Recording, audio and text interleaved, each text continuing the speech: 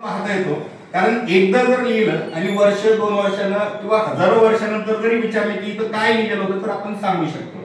आजही पहा जेवढे काही शिलालेख आहेत, शिलालेख हे इसवी सनाच्या नंतर 7व्या 8व्या वर्षी कोरलेले ते आजही आपण वाचू शकतो की त्यावर अशा अशा प्रकारे लिहिलेलं होतं। चामुंडराय वगैरे वगैरे तुम्ही पाहिलेलं असेल। हे सर्व लिखित असतात म्हणून याचा पडताळा करून पाहता येतो आणि हे सर्व अलिखित असतात। मग यामध्ये प्राण्यांचे ओरडणे वगैरे सर्व आहे। समजा एखादं कुत्रं भुंकलं, ठीक आहे, तर ते आपण सांगू शकत नाही की नेमकं काय भुंकलं असेल। एखादा प्राणी ओरडला किंवा आपण हातवारे केले तर त्याचा अर्थ नाही सांगू शकत किंवा हजारो वर्षानंतर ते सांगता येत नाही की नेमकं काय हातवारे केलेले होते। म्हणजे ही अलिखित भाषा आहे, ही लिखित भाषा आहे म्हणून याचा पडताळा करता येतो। ही अलिखित भाषा आहे, याचा पडताळा करता येत नाही। म्हणजेच काय तर भाषा दोन प्रकारच्या असतात, एक लिखित एक अलिखित। ही जी अलिखित भाषा असते याला नैसर्गिक भाषा म्हणतात। कोणती भाषा? नैसर्गिक। तर जी ही जी लिखित असते म्हणजे ही मानवाने तयार केलेली भाषा आहे म्हणून याला कृत्रिम भाषा म्हणायचं। अनैसर्गिक म्हणण्यापेक्षा कृत्रिम, ठीक आहे। ही कृत्रिम भाषा तर ही नैसर्गिक भाषा। नैसर्गिक भाषा हिचा पडताळा करता येत नाही आणि या भाषेचा पडताळा करता येतो का? कारण ही लिखित भाषा आहे, ठीक आहे। इथपर्यंत लक्षात आलं का? त्यानंतर पहा आपण जे काही बोलतो, जेवढ्या काही बोली भाषा आहेत, मराठी असेल, हिंदी, उर्दू, इंग्रजी, ज्या काही भाषा असतील जगामध्ये त्या सर्व भाषा सुद्धा निसर्गाने तयार केलेल्या, त्या कुठल्या माणसाने तयार केलेल्या नाही। म्हणून या सर्व बोली भाषा सुद्धा कशामध्ये टाकतात? नैसर्गिक भाषेमध्ये। काय काय शिकलो पहा आपण? भाषा, भाषा म्हणजे विचार व्यक्त करण्याचे साधन जे की फक्त मानवाला मिळालं। भाषेचे दोन प्रकार पडतात, एक नैसर्गिक भाषा, एक कृत्रिम भाषा। आता नैसर्गिक भाषा म्हणजे काय तर हावभाव, हातवारे, बोली भाषा किंवा प्राण्यांचे ओरडणे वगैरे, ठीक आहे। यामध्ये शब्द नसतात त्यामुळे याचा पडताळा करता येत नाही। आणि दुसरी भाषा म्हणजे कृत्रिम, जी मानवाने तयार केलेली आहे, ज्यामध्ये शब्द असतात म्हणून त्या भाषेचा पडताळा करता येतो। तीन गोष्टी क्लिअर झाल्या। भाषा म्हणजे विचार व्यक्त करण्याचे साधन, त्याचे दोन प्रकार पडतात, नैसर्गिक, कृत्रिम। कृत्रिमचा पडताळा करता येतो, नैसर्गिकचा पडताळा करता येत नाही। इथपर्यंत क्लिअर? समोर जाऊया आपण आता। स्वरूप, यामध्ये पहिला प्रकार आहे बोली भाषा। आपण जी आपल्या परिसरामध्ये जी भाषा बोलत असतो, आपला जो परिसर आहे, समजा आता संभाजीनगर मधला पडेगाव किंवा संभाजीनगर पूर्ण किंवा आसपासचे जेवढे गाव आहेत तेवढे, या ठिकाणी जी काही बोलली जाणारी भाषा असते ती बोली भाषा। आता मी परभणीचा रहिवासी, माझी बोली भाषा थोडी टोनिंग वगैरे वेगळी, विदर्भातले कोणी असतील त्यांची बोली भाषा वेगळी, बरोबर आहे। कोकणातले कोणी असतील त्यांची कोकणी बोली भाषा वेगळी, बरोबर आहे की नाही? मग ह्या ज्या काही बोलल्या जाणाऱ्या भाषा असतात, आपल्या परिसरात बोलल्या जाणाऱ्या भाषांना बोली भाषा म्हणतात। आणि आपल्या घरामध्ये जी बोलली जाते भाषा तिला कोणती भाषा म्हणतात? मातृभाषा। मातृभाषा लक्षात आहे, मातृभाषा म्हणजे आपल्या घरामध्ये आपले पूर्वज किंवा आपले आई वडील जी भाषा बोलतात त्या भाषेला म्हणायचं मातृभाषा। आता भाषेच्या स्वरूपामध्ये दोन गोष्टी, बोली भाषा, मातृभाषा, असे भरपूर आहेत। आणखी आपण दोन एक क्लिअर करतो। यामध्ये एक महत्त्वाचा मुद्दा आहे पहा, आता बोली भाषा बोलत असताना किंवा मातृभाषा घरामध्ये बोलत असताना आपण कर्ता, कर्म, क्रियापद असं सोयीनं बोलतो का कसं पण बोलतो? कोणी करतं कोणी करतं, कसे बोलतो ना शक्यतो कर्ता कर्म याचा काही विचार करत नाहीत आपण। म्हणून या भाषांना व्याकरण नसते, व्याकरण नसते। परीक्षेला प्रश्न विचारला जाईल खालीलपैकी कोणत्या भाषेला व्याकरण नसते, तर त्यामध्ये पर्याय बघायचा, बोली भाषा असेल, मातृभाषा असेल, या दोन्ही भाषांना काय नसतं? व्याकरण नसतं। आपण जे म्हणजे मोघम जे बोलतो ती भाषा आपली असते, बोली भाषा आणि मातृभाषा। त्यानंतर तिसरा प्रकार आहे प्रमाण भाषा। काय सांगता येईल मला? प्रमाण भाषा म्हणजे प्रमाण भाषा म्हणजे पहा, आताच आपण थोड्या वेळापूर्वी पाहिलं होतं बोली भाषा। आता बोली भाषा कोकणातली वेगळी, विदर्भातली वेगळी आहे ना, मराठवाड्यात वेगळी, अशा टोटल जर महाराष्ट्रामध्ये बोली भाषा पाहिल्या तर मराठीच्या एकूण बोली भाषा किती आहेत टोटल? 52। म्हणजे महाराष्ट्रात प्रत्येक 12 कोसावर भाषा बदलत असते असं म्हणतात, बरोबर आहे। मग अशा टोटल भाषा किती आहेत महाराष्ट्रात बोली भाषा? एकूण 52 आहे। मग आता समजा सरकारला एखादा पेपर काढायचा, राज्यसेवेचा पेपर काढायचा, आता कोकणामध्ये कोकणी भाषा बोलतात, बरोबर आहे ना. विदर्भामध्ये वराडी, आपल्या मराठवाड्यामध्ये बंजारा भाषा पण बोलली जाते बा, तशी महाराष्ट्रात सगळीकडे बोलली जाते है ना. इकडं अहिराणी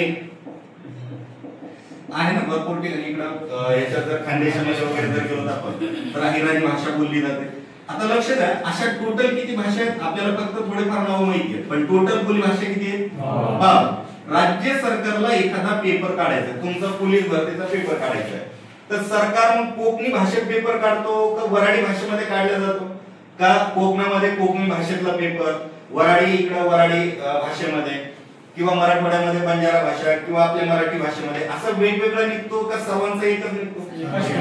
एकच निघतो. लोकमत पेपर आहे समजा, किंवा महाराष्ट्र शासनाला एखादा GR काढायचा, शासन निर्णय काढायचा आहे, तर अशा वेगवेगळ्या बोली भाषेमध्ये काढतात का कुठली तरी एकच भाषा असते. एकच भाषा असते कुठली तरी, त्या भाषेमध्ये हे सरकारचं सर्व कामकाज चालतं. पेपर वगैरे, न्यूज पेपर असेल किंवा शाळेचे पेपर असतील, शाळेचे पुस्तकं असतील, ती सर्व एकच भाषा असते आणि ती शुद्ध भाषा असते. ठीक आहे. त्याला म्हणजे कर्ता, कर्म, क्रियापद, त्यानंतर जे काही विरामचिन्ह वगैरे असतील ते व्यवस्थित देऊन लिहिलेली भाषा असते. मग ह्या एकूण भाषेपैकी एक भाषा अशी निवडलेली आहे सरकारने की ज्यामध्ये सरकारचा पूर्ण कारभार किंवा राज्याचा पूर्ण कारभार चालतो, त्या भाषेला म्हणायचं प्रमाण भाषा. आणि या प्रमाण भाषेला व्याकरण असते की नसते.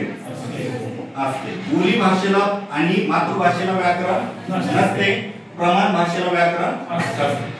परीक्षेमध्ये एखाद्या वेळेस परीक्षेला प्रश्न येईल, खालीलपैकी कोणत्या भाषेला व्याकरण असते, हे 3 पर्याय असतील, आणखी एखादा असेल किंवा यापैकी नाही. बोली भाषा, मातृभाषा, प्रमाण भाषा. कशाला व्याकरण असते मग. प्रमाण भाषेला व्याकरण असते, बाकी दोघांनाही व्याकरण नसते. इथपर्यंत ठीक आहे. त्यानंतर चौथा प्रकार आहे राज्य भाषा किंवा राजभाषा म्हणून आपण याला. राजभाषा. राजभाषा म्हणजे राज्याच्या व्यवहाराची भाषा.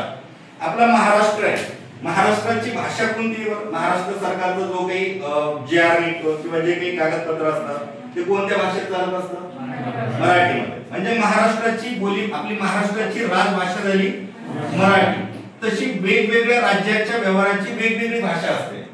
जर तामिळनाडूमध्ये जर गेलो तर तमिळी भाषा असेल, केरळमध्ये गेलो तर मल्याळम भाषा असते केरळमध्ये, बरोबर आहे ना. केरळी भाषा मल्याळम, बरोबर आहे ना. कर्नाटक मध्ये गेले कानडी भाषा असते. म्हणजे प्रत्येक राज्याची वेगवेगळी भाषा असते, त्या भाषेला राजभाषा म्हणतात. आणि या राजभाषांना आपल्या संसदेनं किंवा आपल्या संविधानामध्ये सुद्धा याचा समावेश केलेला आहे. पण संविधानामध्ये कोणत्या परिशिष्टामध्ये या भाषांचा समावेश केलेला आहे.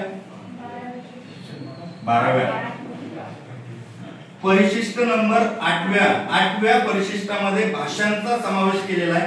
त्या भाषांना राजभाषा म्हणायचं. आणि अशा भारतामध्ये एकूण किती भाषा आहेत राजभाषा मग. सध्या फक्त 22. ते पुढे प्रकार आणखी आहे 22+ आहे. पण सध्या राजभाषा किती जर विचारलं तर किती सांगायच्या मग 22. या भाषा कोणत्या. राज्याच्या व्यवहाराच्या भाषा.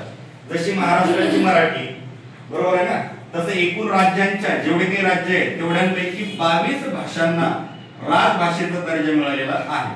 आणि या भाषा संविधानामध्ये कोणत्या परिशिष्टामध्ये 8व्या. आणि कलम जर विचारलं तर किती 343 चं जे कलम आहे या कलमामध्ये भाषांचा समावेश होतो. एकदा कलम तसं पाहून घ्या किंवा सर सांगतीलच नंतर. भाषा हा विषय 8व्या परिशिष्टामध्ये आणि कलम 343 मध्ये समाविष्ट आहे.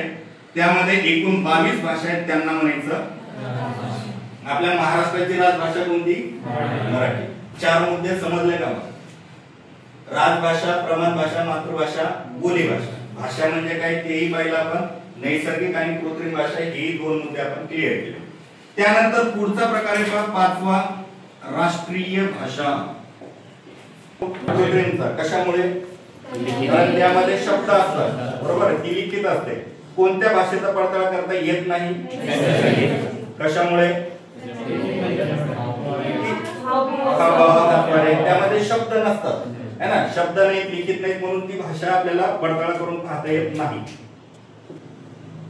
राजभाषा किती आहे टोटल यामध्ये मराठी आहे का आपली? आहे की नाही? मराठी आहे. महाराष्ट्राची राजभाषाच मराठी आहे, ही मराठी. मग 8व्या परिशिष्टामध्ये असलेल्या एकूण 22 भाषांपैकी आपली एक मराठी भाषा आहे. ही मराठी जगात बोलल्या जाणाऱ्या एकूण भाषेपैकी कितव्या क्रमांकाची? 10व्या क्रमांकाची. जगात जेवढ्या काही भाषा बोलल्या जातात त्यापैकी मराठी 10व्या क्रमांकाची.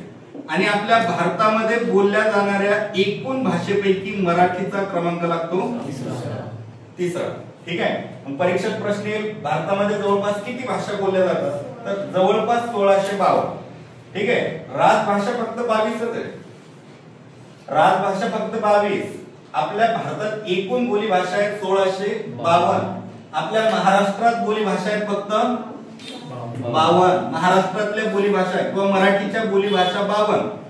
भारतात एकूण बोली भाषा 1652 आणि या 1652 पैकी मराठीचा क्रमांक लागतो तिसरा. इथपर्यंत लक्षात राहील का? मग सांगा, मराठीचा जगात क्रमांक मग 10वा आणि भारतात तिसरा. भारतात एकूण किती बोली भाषा बोलल्या जातात? 1652. भारतीय राज्यघटनेने किती भाषांना राजभाषेचा दर्जा दिलेला आहे? 22. मराठीच्या बोली भाषा किती? 52. इथपर्यंत क्लिअर झाले मुद्दे? लिहित असाल तर चालता चालता लिहित राहा नवीन मंडळी. जर नाही लिहिलं तरी चालेल, डायरेक्ट ऐका. आपण नंतर सगळं झालं की परत परत पाठांतर घेतो, थोड्या थोड्या वेळात रिपीट करू सगळं भाषा. त्यानंतर एक सर्वात महत्त्वाचा मुद्दा म्हणजे 6वी भाषा या ठिकाणी अभिजात भाषा. अभिजात या शब्दाचा अर्थ काय होतो? अभिजात. अभिजात म्हणजे ऋषिकेश, अभिजात कोणती जात आहे? विशिष्ट विशिष्ट विशिष्ट दर्जा. बरोबर आहे. हा एक विशिष्ट भाषेचा दर्जा आहे, भाषेला दिला जाणार आहे दर्जा. अभिजात या शब्दाचा शब्दशः अर्थ काय होतो तुम्हाला? आत्मसात. प्राचीन भाषेला दर्जा दिला जातो. पण अभिजातचा शब्दशः अर्थ होतो आपला सुसंस्कृत. हा समानार्थीसाठी लक्षात राहू दे शब्द सुसंस्कृत भाषा. अभिजात म्हणजे सुसंस्कृत भाषा. अभिजात भाषा हा एक दर्जा आहे. दर्जा आहे. केंद्र शासनाच्या, केंद्र सरकारच्या सांस्कृतिक मंत्रालयाअंतर्गत हा दर्जा दिला जातो. केंद्र सरकार देत असतं. भारतातल्या वेगवेगळ्या भाषांपैकी काही भाषांना दर्जा दिला जातो. जर एखाद्या भाषेला जर दर्जा मिळाला तर हजारो कोटी रुपये, 1000 कोटी नाही, हजारो कोटी रुपये केंद्र सरकार त्या भाषेच्या विकासासाठी देत असतं. काही दिवसापूर्वी आपल्या मराठीला पण दर्जा मिळालेला आहे, बरोबर आहे. आणि मिळावा म्हणून भरपूर दिवसापासून काय चालू होतं? प्रयत्न चालूच होते. कशासाठी? त्याच्या पाठीमागचा इतिहास काय असो, हे फक्त येऊ देऊ नका शोधून. लक्ष द्या, हजारो कोटी रुपये मिळत असतात का? तर त्या भाषेचा विकास व्हावा म्हणून. आणि अभिजात भाषेचा दर्जा कोण देत असतं? केंद्र सरकार. केंद्र सरकारचं कोणतं मंत्रालय? सांस्कृतिक मंत्रालय. आता पहा, आणि आता नेमकं आता एवढे पैसे येतात म्हटल्याच्या नंतर प्रत्येक राज्याला वाटेल की आपल्या भाषेला राजभाषेचा दर्जा मिळायला पाहिजे. मग सर्वच भाषांना मिळेल का? नाही. मग त्यासाठी काही निकष घालून दिलेले. काय निकष आहेत? तर त्यामध्ये पहिला निकष असा आहे की ती भाषा प्राचीन असायला पाहिजे, म्हणजे जुनी असायला पाहिजे. म्हणजे त्या भाषेचा जन्म 1000 ते 1500 वर्षापूर्वी झालेला असायला पाहिजे.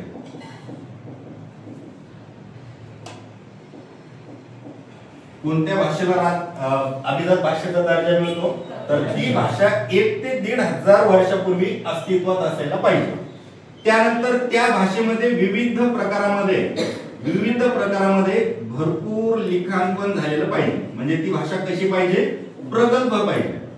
ती भाषा प्रगल्भ पाहिजे, भरपूर लिखाण झालेलं पाहिजे. त्यातही विविध प्रकार पाहिजे. कादंबऱ्या पाहिजे, गवळण, भारुडे, कथा, कादंबरी, सगळ्या गोष्टी पाहिजे. कविता, नाटक, चरित्र वगैरे विविध प्रकार पाहिजे. त्यात भरपूर लिखाण झालेलं पाहिजे. म्हणजे ती भाषा प्रगल्भ झालेली पाहिजे. आणि तिसरा मुद्दा म्हणजे त्या भाषेवर इतर कुठल्याही भाषेचा प्रभाव नसायला पाहिजे. ती भाषा स्वतंत्र पाहिजे. आता बंजारा भाषा तुम्ही बोलता का? बंजारा ही सेपरेट भाषा आहे का बरं? नाही, ही आपल्या मराठीतली एक बोली भाषा आहे, एक प्रकार आहे. त्यामध्ये जर शब्द पाहिले टोटल मराठीतले हिंदीतले शब्द आहेत, बरोबर आहे ना? मग या भाषेला दर्जा द्या म्हणता येईल का? किंवा हिचा इतिहास, या बंजारा भाषेचा इतिहास 1-1.5 हजार वर्षापूर्वीचा पाहायला मिळेल का आपल्याला? नाही. मग ज्या भाषांचा जन्म 1 ते 1.5 हजार वर्षापूर्वी झालेला असेल, ज्या भाषेमध्ये विविध प्रकारात भरपूर लिखाण झालेलं असेल, ज्या भाषेवर इतर कुठल्या भाषेचा प्रभाव नसेल, अशा भाषांना केंद्र सरकार एक समिती गठीत करून त्यांना अभिजात भाषेचा दर्जा देत असतात. दर्जा मिळाला तर त्या भाषेच्या विकासासाठी, आणखी विकासासाठी हजारो कोटी रुपये प्रत्येक वर्षी देत असतं सरकार. ठीक आहे, इथपर्यंत लक्षात राहू द्या. मग आतापर्यंत किती भाषांना दर्जा मिळालेला आहे भारतामध्ये? 11.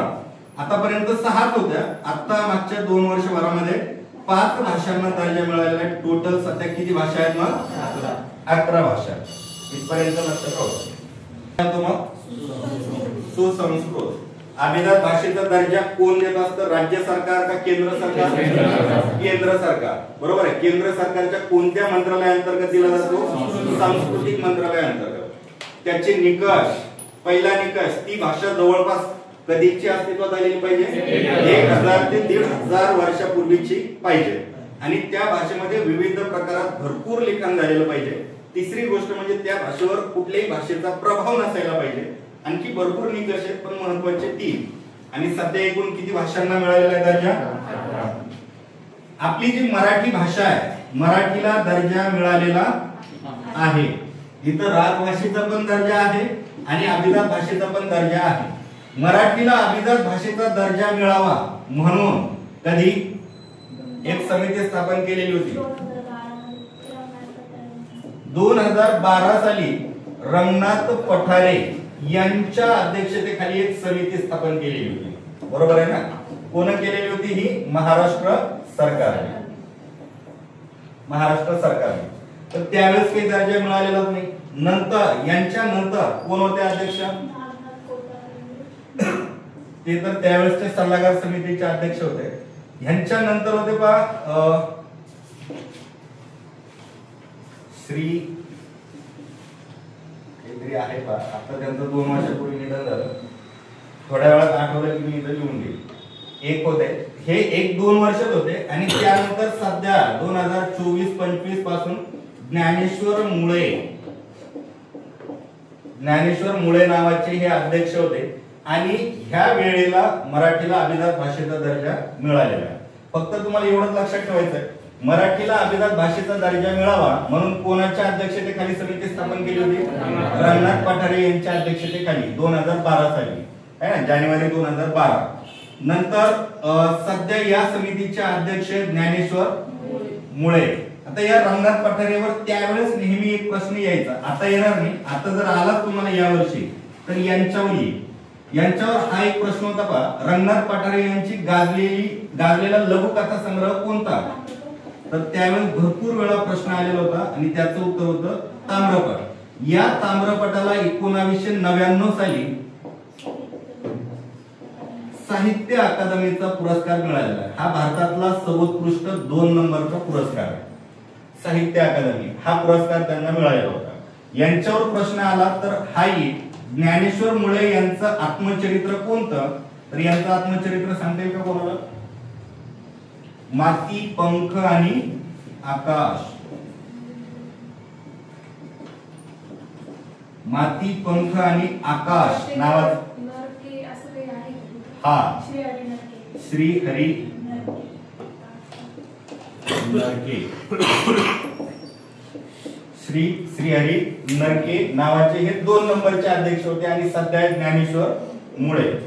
हे झालं आपल्या मराठीला अभिजात भाषेचा दर्जा मिळवण्यासाठीच समिती होते. मग आतापर्यंत जेवढं बघितलं तेवढं एकदा मला सांगा, परत रिपीट करूया आपण. भाषा, विचार व्यक्त करण्याचे साधन म्हणजे भाषा. भाषेचे प्रकार 1, दुसरे, कृत्रिम. यापैकी कोणत्या भाषेचा पडताळा करता येतो? कृत्रिमचा. त्यामध्ये शब्द असतात. कशामुळे? तर त्यामध्ये शब्द असतात. कोणत्या भाषेचा पडताळा करता येत नाही? नैसर्गिक. का? कारण त्यामध्ये शब्द नसतात. बर, त्यानंतर बोली भाषा, मातृभाषा, प्रमाण भाषा यापैकी कोणत्या भाषेला व्याकरण असतं आणि कोणत्या भाषेला व्याकरण नसते? मराठीच्या, महाराष्ट्रात मराठीच्या एकूण बोली भाषा किती?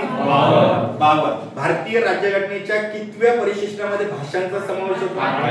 8व्या. 8व्या परिशिष्टामध्ये एकूण किती भाषांचा समावेश होतो? 22. त्यांना कोणत्या भाषा म्हणायचं?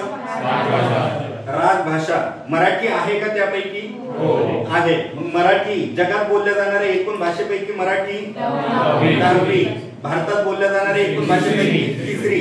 भारतात एकूण किती भाषा बोलल्या जातात? 1652. आपली राष्ट्रीय भाषा कोणती?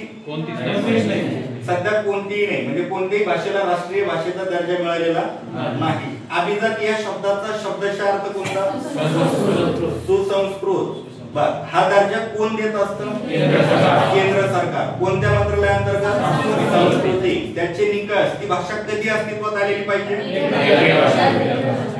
बर, आणि सध्या किती भाषांना दर्जा मिळाला? 11. मराठीला मिळालेला आहे का? हो. मग मराठीला दर्जा मिळवण्यासाठी सुरुवातीला कोणाच्या अध्यक्षतेखाली समिती स्थापन केली? रंगनाथ पठारे. केव्हा? 2012. नंतर त्यांच्या नंतर कोण अध्यक्ष होते? श्री नरके. आणि सध्या कोण आहे या समितीचे अध्यक्ष? ज्ञानेश्वर मुळे. सध्या त्यांच्या अध्यक्षतेखाली मराठीला अभिजात भाषेचा दर्जा मिळालेला आहे. आता बघा, या मुद्द्यावर जाऊ आपण. एखादी भाषा 1000 ते 1500 वर्षापूर्वी किंवा 2000 वर्षापूर्वी अस्तित्वात होती की नाही हे पाहायचं म्हटल्यावर त्या काळातला एखादा माणूस शोधावा लागेल आपल्याला. काय शोधावं लागेल? 2000 वर्षापूर्वीचा माणूस पाहिला तर भेटेल का आता? नाही. मग काय बघावं लागेल आपल्याला शोधायचं म्हटलं तर? त्यावेळेस ते पुस्तकं पण नव्हते. मग त्यावेळेस लिखाण पाहावं लागेल. म्हणजे कुठं लिहिलेलं? दगडावर लिहिलेलं लिखाण, शिलालेख. शिलालेखाकडे आलो तर मराठीतला पहिला शिलालेख कोणता? श्रवणबेळगोळ. आणि मराठीतला जुना शिलालेख अक्षी. बघा, आता आपली भाषा 1 ते 1500 वर्षापूर्वी अस्तित्वात होती की नाही हे पाहण्यासाठी शिलालेख पाहणं गरजेचं आहे. मग शिलालेखामध्ये आपल्या पुस्तकामध्ये मी भरपूर टाकलेले, पण एवढं नाही लक्षात ठेवायचं. आपल्या 2च मुद्दे. मराठीतला पहिला शिलालेख सापडला तो श्रवणबेळगोळ या ठिकाणी. श्रवणबेळगोळ हे ठिकाण कर्नाटकामध्ये आहे, एवढं लक्षात राहू द्या. हा पहिला शिलालेख आणि हा सापडलेला पहिला, मराठीतला सापडलेला पहिला. आणि सध्या जर पाहिलं तर एकदम जुना शिलालेख तो अक्षी, रायगड जिल्ह्यातील, त्या काळी त्याचं नाव होतं कुलाबा, सध्या त्याचं नाव आहे रायगड. रायगड जिल्ह्यातील अक्षी या ठिकाणी सापडलेला जो काही शिलालेख आहे तो मराठीतला सर्वात जुना शिलालेख आहे. कारण म्हणणं असं आहे की तो शिलालेख जवळपास 934 साली कोरलेला होता. आणि हा जो होता कर्नाटकातला तो 1039 साली कोरलेला होता. ठीक आहे. म्हणजे बघा, आता हे सापडला अगोदर म्हणून तो पहिला, हा नंतर सापडला, आता सापडला 2013-14 साली काहीतरी. पण तो कोरलेला केव्हाचा होता? 934 साली. मग ह्याचं इसवी सनाचा जर विचार केला तर लक्षात येईल की सर्वात जुना कोणता आहे आपला? 934 सालीचा अक्षी. परीक्षेला प्रश्न येईल, मराठीतील सर्वात जुना शिलालेख कोणता? उत्तर काय देतात? अक्षी. केव्हा सापडलेला आहे तो? 934 साली. इथपर्यंत क्लिअर? काही विचार? एवढे पण नाही महत्वाचे, एवढे नाही महत्वाचे. काय 22-23 आहेत, त्यापैकी 6 विभाग मोठे धडे आहेत. घेऊ, थोडं फास्ट जाऊ. आता अभिजात भाषेपर्यंत आलेलो, इथपर्यंत कोणाला काही अडचण? आता जाऊ आपण मराठीच्या इतिहासाकडे.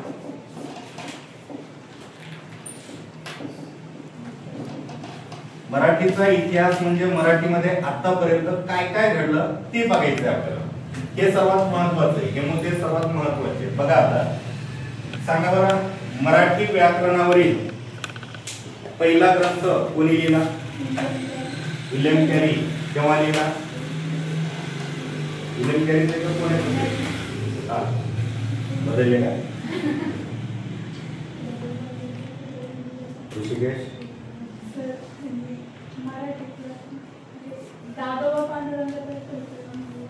आता कोणतं क्लिक करणार? दोन्ही पर्याय आहेत तर पहा. पहिला मुद्दा, मराठी व्याकरणावरील पहिला ग्रंथ जर विचारला तर ग्रामर ऑफ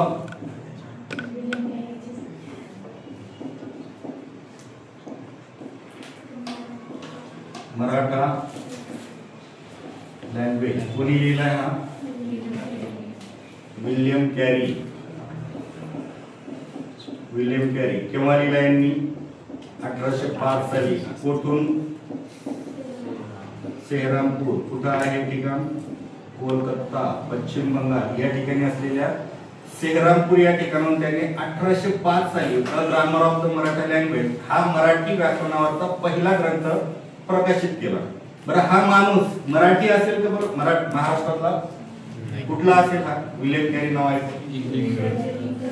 इंग्रज आहे ना, त्या काळात इंग्रजांची सत्ता होती. मग इंग्रज अधिकारी त्यानं लिहिलेला मराठी व्याकरणावरचा ग्रंथ आहे तो कोणत्या भाषेत असेल? बरं, इंग्लिश मध्ये. बरोबर आहे ना. म्हणजे त्यानं लिहिलाय मराठी व्याकरणावरचा, पण त्याचं मीडियम लिहिण्याचं माध्यम कोणतं होतं? इंग्लिश. मग दुसरा प्रश्न येईल, मराठी व्याकरणावरील मराठी भाषेतील पहिला ग्रंथ कोणता? तर ह्याचंच मराठीत नाव सांगायचं, मराठा किंवा महाराष्ट्र भाषेचे व्याकरण. ठीक आहे. केव्हा लिहिला यांनी? 1836 साली. 1836 साली लिहिला. आणि कोणी लिहिला? दादोबा पांडुरंग तरखडकर. दादोबा पांडुरंग तरखडकर यांनी लिहिलेला मराठा भाषेचे व्याकरण हे मराठी व्याकरणावरील मराठी भाषेतला पहिला ग्रंथ आहे. ठीक आहे. क्लिअर इथपर्यंत? आता एवढं काही मुद्दे तुम्हाला लक्षात ठेवायची गरज नाही. एक विल्यम कॅरी नाव लक्षात राहू द्या आणि एक दादोबा पांडुरंग तरखडकर. आता बघा, आपल्या मराठीत काही झाले की संस्कृत बरोबर आपण तुलना करत असतो. बरोबर आहे ना, संस्कृत भाषेबरोबर. आता या संस्कृत भाषेमध्ये संस्कृत व्याकरणावरील पहिला ग्रंथ कोणी लिहिलेला होता? पाणिनी नावाच्या व्यक्तीने. माहितीये का? पाणिनी. संस्कृत व्याकरणावरील पहिला ग्रंथ जर कोणी लिहिलेला असेल तर पाणिनी. हे पाणिनी इसवी सन पूर्व 2000 काळातले, म्हणजे इथून पुढे पाठीमागे 4000 वर्षापूर्वी यांचा जन्म. म्हणजे ह्या माणसाचा आणि ह्या माणसाचा काही संबंध नाही. पण यांनी संस्कृत व्याकरणावरील पहिला ग्रंथ लिहिला, यांनी मराठी व्याकरणावरील पहिला ग्रंथ लिहिला. म्हणून या माणसाला या माणसाची उपमा देतात. म्हणून मराठीचे पाणिनी कोण? मराठी भाषेचे पाणिनी जर विचारलं तर काय सांगतात? दादोबा पांडुरंग तरखडकर. मराठी व्याकरणाचे पाणिनी किंवा मराठी भाषेचे पाणिनी कोण? दादोबा पांडुरंग तरखडकर. यांना एक जगतवासी आर्य म्हणून सुद्धा ओळखतात. एक नाव लक्षात ठेवा. बघून घ्या एकदा मुद्दे लिहित असतात तर लिहा.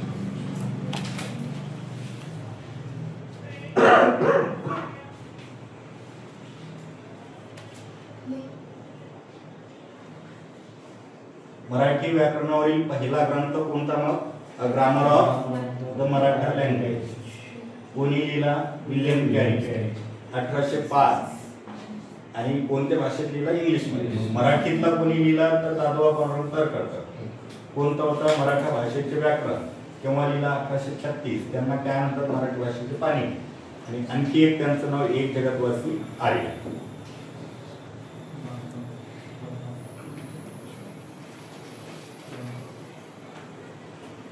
एक पर्यंत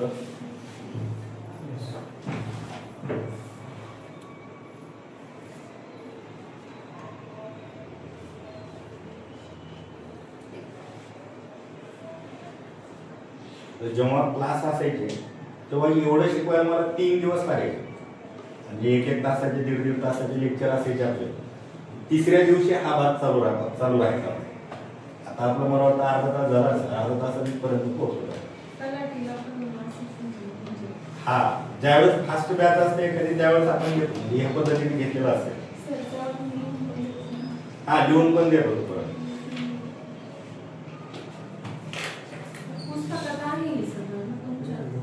पुस्तकामध्ये हो टाकलेलं आहे सगळं त्याच्यापेक्षा थोडंसं डीप मध्ये पुस्तकात. हा म्हणजे हा कुठल्या पुस्तकात माझ्यावाले की आहे त्या आणखी टीम मध्ये टाकायचं. आता सगळे मुद्दे जर घ्यायचे म्हटले तर भरपूर आणखी टाइम जाईल त्यामध्ये. आपल्याला फक्त आता इथं बसलेल्या पैकी पोलीस भरती सरळ सेवा तलाठी वगैरे असतील सगळे, राज्यसेवेतच कोण नाही ना, त्याच्यामुळे आणखी डीप मध्ये जायचं काही टेन्शन नाही. राज्यसेवा करायची पुस्तक काय आपण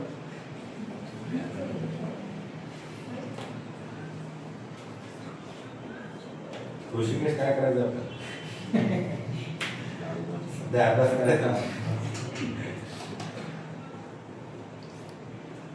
झालं काय एवढं.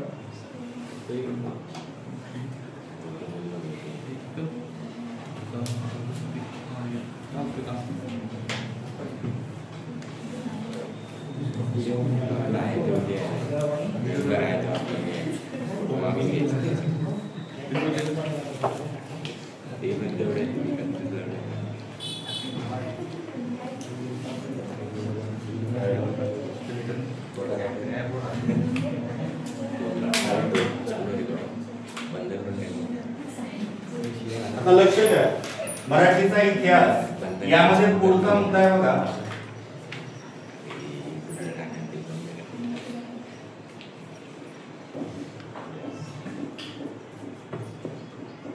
कोणाला म्हणतात मराठीतील आद्य कवी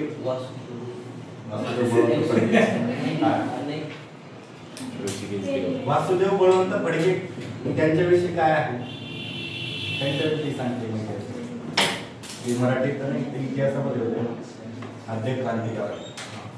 आपल्याला आद्य कवी बघायचं कोण गेले विसरू आयला पेपर झालं. ऑप्शन असल्यावर आपल्याला फक्त वाटतं बरं का ऑप्शन असलं सगळं होईल. आता हे सोपं आहे, पण बरेच असे काही मुद्दे असतात की आपल्याला वाटतं अरे ऑप्शन जर असतं तर आलं असतं. परीक्षेत काय होतं, ऑप्शन 4 असतात, सर्वच वाटतं आपल्याला बरोबर असतं. गोविंदराज बरोबर आहे. आद्य कवी मुकुंदराज. मुकुंदराजांना मराठीतील आद्य कवी म्हणून ओळखतात. यांचा जन्म झालेला आहे बीड मध्ये. बीड जिल्ह्यातील आंबेजोगाई या ठिकाणी त्यांचा जन्म झालेला आहे. या बीडला कोणत्या कवींचा जिल्हा म्हणून ओळखतात, जुन्या कवींचा जिल्हा म्हणून बीडला ओळखतात. असाच एक प्रश्न, संस्कृत कवींचा जिल्हा कोणता, संस्कृत कवींचा जिल्हा जर विचारलं तर उत्तर राहील त्याचं नांदेड. बीड कोणत्या कवींचा, जुन्या कवींचा. नांदेड कोणत्या कवींचा, संस्कृत कवींचा. या मुकुंदराजांना पहाटेचा शुक्रतारा म्हणून सुद्धा ओळखतात. पहाटेचा शुक्रतारा. परीक्षेत खालीलपैकी कोणाला पहाटेचा शुक्रतारा म्हणून ओळखतात. पर्यायामध्ये राहील मुकुंदराज, दादोबा पांडुरंग तरखडकर, आत्माराम पांडुरंग तरखडकर, है ना, मोरोजी यशोदा आमले, असे 4 पर्याय आहेत. पहाटेचा शुक्रतारा मुकुंदराज.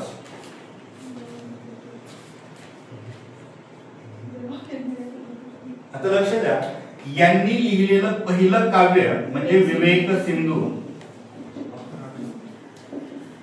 विवेक सिंधू ही यांनी लिहिलेली पहिली कविता किंवा काव्य संग्रह.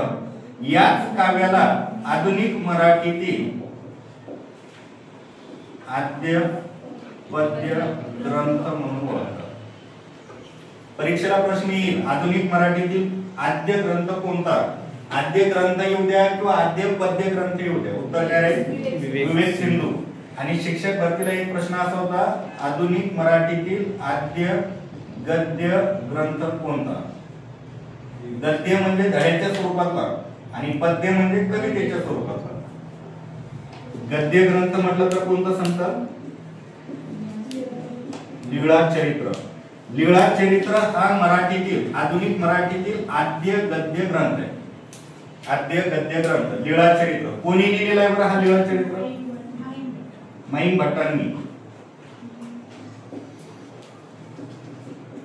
माईम भट्टांनी लिहिलेला लीळा चरित्र.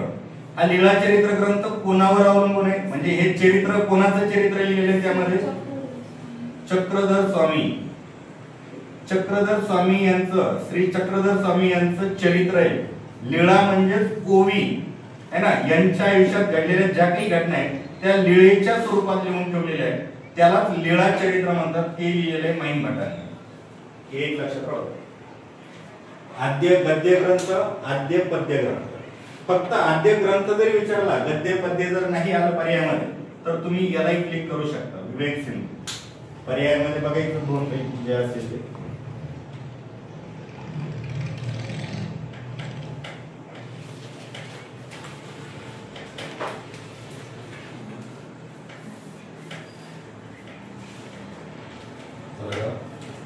आता लक्ष द्या.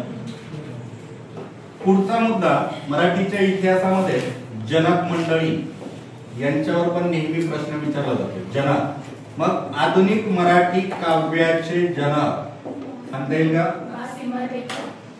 नाही.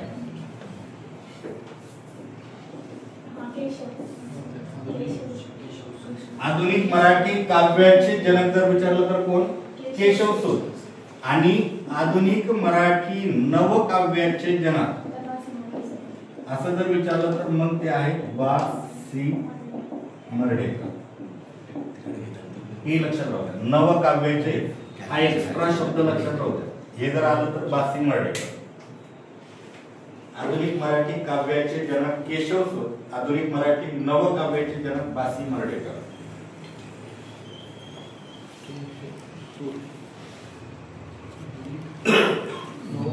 नवकाव्य सूत आहे ना सर लास्ट. केशवसूत. केशवसूत. सूत म्हणजे मुलगा, केशवांचा मुलगा. त्यांचं पूर्ण नाव आहे कृष्णाजी केशव दांडे. आता केशवसूत, केशव हे त्यांच्या वडिलांचं नाव आहे. केशवांचा सूत, सूत म्हणजे मुलगा, कृष्णाजी केशव दांडे. आणि असंच एक दुसरं आहे बसवणारं नाव केशव कुमार. केशव कुमार यांचं पूर्ण नाव मग केशव कुमार म्हणजे सुद्धा केशवांचा कुमार. कुमारचा अर्थ मुलगाच होतो, सूतचा अर्थ मुलगाच होतो. ह्या दोघांच्याही वडिलांचं नाव मात्र केशव, फक्त स्वतःचं नाव बदललं. सांगा.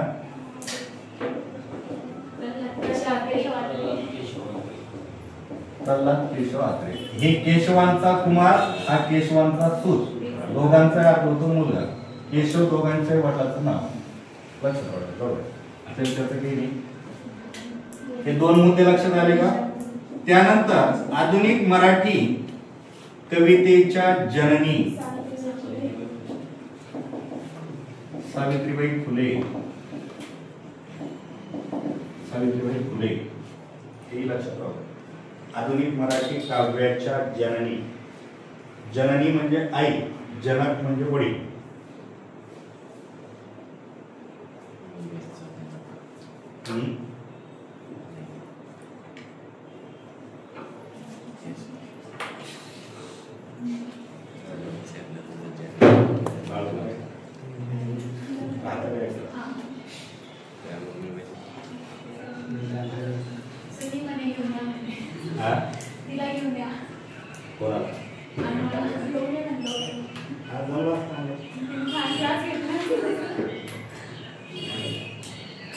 झालं का इथपर्यंत?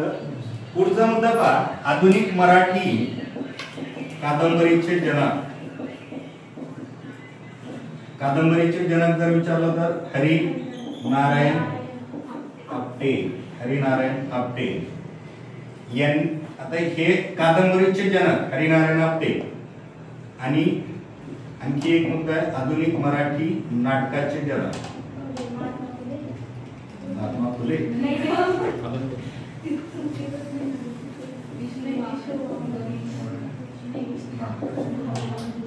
गाडी चालली. विष्णुदास भावे. आधुनिक मराठी नाटकाचे जनक विष्णुदास भावे. आधुनिक मराठी कादंबरीचे जनक हरिनारायण आपटे. आधुनिक मराठी काव्याच्या जननी सावित्रीबाई फुले. आधुनिक मराठी नवकाव्याचे जनक वा.सी. मर्ढेकर.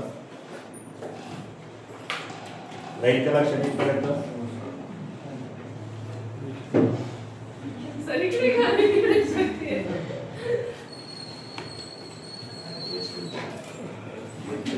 क्लासला सुट्टी आहे का तिकडं? इथपर्यंत एकदा परत आपण रिपीट करूया. मराठीचा इतिहास आणि जनक मंडळी एकदा सांगा सर्वांनी मला. न पाहता सांगा. मराठी व्याकरणावरील पहिला ग्रंथ कोणी लिहिला? मराठी व्याकरणावरील विल्यम कॅरी. केव्हा लिहिला त्यांनी? 1805 साली. कुठून प्रकाशित केला? कोलकाता. बरोबर आहे. कोणत्या भाषेत लिहिलेला होता? इंग्लिश. काय होतं त्या ग्रंथाचं नाव? मराठी लँग्वेज. मग मराठी भाषेतला कोणी लिहिला? दादोबा पांडुरंग तरखड. केव्हा लिहिला? 1836. काय नाव होतं? मराठा भाषेचे व्याकरण. त्यांना काय म्हणतात? दोन नाव दिलेली. एक पाणिनी आणि एक जगतवासी आर्य. सूत्रधार जगतवासी आर्य. परीक्षेला प्रश्न येईल मराठीतील व्याकरणाचे पाणिनी कोण किंवा मराठीचे पाणिनी कोण? पाणिनी दादोबा पांडुरंग तरखड. त्यानंतर मराठीतील आद्य कवी म्हणून कोणाला ओळखतात? मुकुंदराज. त्यांचा जन्म कुठे झाला? बीड जिल्हा. जुन्या कवींचा जिल्हा बीड. संस्कृत कवींचा जिल्हा नांदेड. पहाटेचा शुक्रतारा म्हणून कोणाला ओळखतात? मुकुंदराजांना. मुकुंदराजांनी लिहिलेला पहिला ग्रंथ कोणता? विवेक सिंधू. आधुनिक मराठीतील आद्य पद्य ग्रंथ विवेक सिंधू. आद्य गद्य ग्रंथ लीळाचरित्र. लीळाचरित्र कोणी लिहिला? माई भटांनी. त्यानंतर जनक मंडळी. आधुनिक मराठी काव्याचे जनक केशवसूत. आधुनिक मराठी नवकाव्याचे जनक मालती मर्ढेकर. आधुनिक मराठी काव्याच्या जननी फुले. आधुनिक मराठी कादंबरीचे जनक हरिनारायण आपटे. हरिनारायण आपटे. आणि आधुनिक मराठी नाटकाचे जनक. आता याच्यावर आणखी एक प्रश्न येतो पहा. यामध्ये पहा पहिली सामाजिक कादंबरी आणि पहिले सामाजिक नाटक असे प्रश्न आले. पहिली सामाजिक कादंबरी, पहिले सामाजिक नाटक. आधुनिक मराठीतले पहिले सामाजिक नाटक, आधुनिक मराठीतील पहिली सामाजिक कादंबरी. कादंबरी जर विचारलं तर यमुना पर्यटन कोणी लिहिलेली? बाबा पद्मनजी. त्यांचं मूळ आडनाव आहे मुळे. 1857 साली लिहिलेली आहे. आणि यामध्ये त्यांनी विधवा स्त्रियांच्या दुःखाचं वर्णन केलेलं होतं. बरोबर आहे. त्यानंतर आधुनिक मराठीतील पहिले सामाजिक नाटक जर विचारलं तर तृतीय रत्न कोणी लिहिलं? महात्मा फुले. हे दोन मुद्दे लक्षात ठेवा.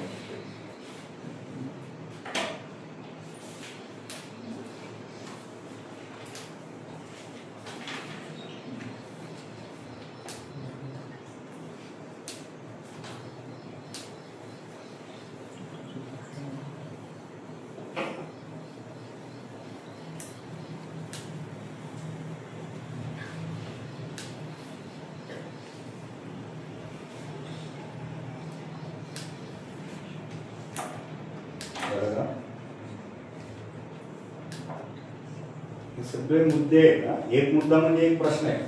कुठलाही मुद्दा कुठलाही प्रश्न परीक्षा येऊ शकतो. तर आपल्याला फिक्स माहिती असते तर 25 मुद्दे येणार होते. 25 पाठही करून टाकले असते आपण लगेच. पण अशा भरपूर मुद्द्यांपैकी कुठला तरी एखादा मुद्दा येतो. एका धड्यातला 1-2 प्रश्न झालं का? तर समोर या.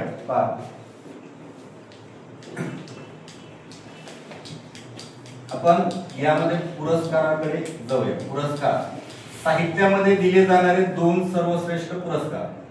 भारत सरकार म्हणजे केंद्र सरकारतर्फे दिले जाणारे साहित्यातले सर्वात मोठे 2 पुरस्कार. त्यापैकी एक म्हणजे आपल्या क्लासचं नाव ज्ञानपीठ. ज्ञानपीठ पुरस्कार हा साहित्य क्षेत्रात भारत सरकारतर्फे दिला जाणारा सर्वात मोठा पुरस्कार. केव्हा सुरुवात झाली या पुरस्काराची? 1965. आता सुरुवात याची खरं तर 1961 ला झाली. परंतु प्रत्यक्ष पुरस्कार द्यायला सुरुवात झाली 1965 पासून. हा जो पुरस्कार आहे हे भारतीय राज्यघटनेच्या 8व्या परिशिष्टामध्ये असलेल्या एकूण 22 प्लस इंग्रजी 1 अशा टोटल 23 भाषांपैकी किती भाषांना 23 पैकी फक्त प्रत्येक वर्षी एका भाषेला दिला जातो. आजपर्यंत 1965 पासून 2025 पर्यंत प्रत्येक वर्षी एकाला दिलेला आहे. कोरोनामध्ये सुद्धा दिलेला आहे हा पुरस्कार.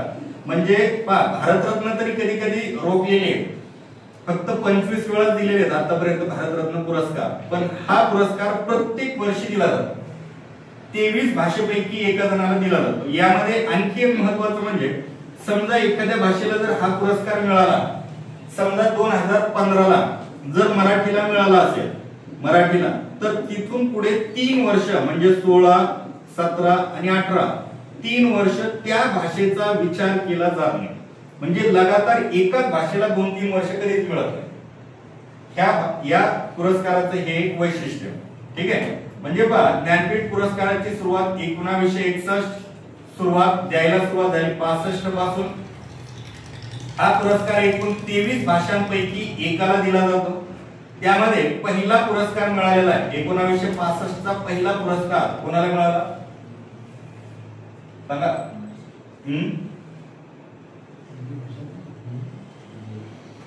मल्याळम भाषेतले कोण? मी विसरून गेलो बोलायचं.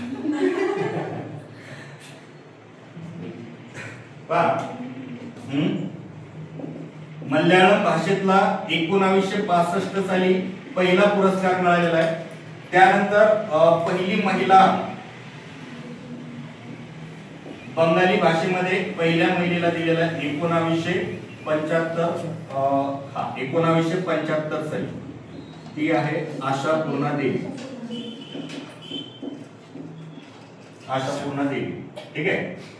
इथे जी शंकर तू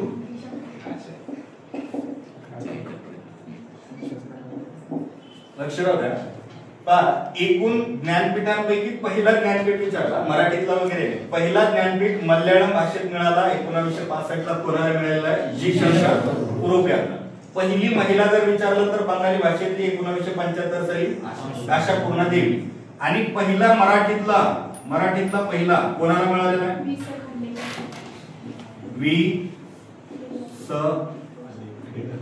खांडेकर. कोणत्या पुस्तकाबद्दल? ययाती या पुस्तकाबद्दल पहिला पुरस्कार मिळालेला. मराठीमध्ये आतापर्यंत किती जणांना पुरस्कार मिळाला आहे? 4 लेखकांना. पहिले कोण आहेत? वि स खांडेकर. दुसरे विवा शिरवाडकर. तिसरे विंदा करंदीकर. आणि चौथे भालचंद्र नेमाडे. लक्षात राहू द्या. मराठीत आतापर्यंत 4 लेखकांना पुरस्कार मिळालेला आहे. 4 लेखकांना. पहिले कोण? वि स खांडेकर. दुसरे विवा शिरवाडकर. तिसरे विंदा करंदीकर. आणि चौथे भालचंद्र नेमाडे. लक्षात ठेवायला सोपं, पहिल्या तिघांचे नाव वी न सुरुवात झालेले आणि तिघांचे शेवट कर्ण झालेले. म्हणजे लक्षात ठेवायला आणखी सोपं. 4 पैकी निवडायचं जर असेल तर. फक्त चौथे भालचंद्र नेमाडे. आता लक्ष द्या, हे लक्षात राहतील का नाव लिहिले का व्यवस्थित? दुसरे कोण आहेत? पहिले विष्णू सखाराम खांडेकर पहिले. दुसरे विष्णू वामन शिरवाडकर विवा शिरवाडकर ज्यांना कुसुमाग्रज म्हणतात.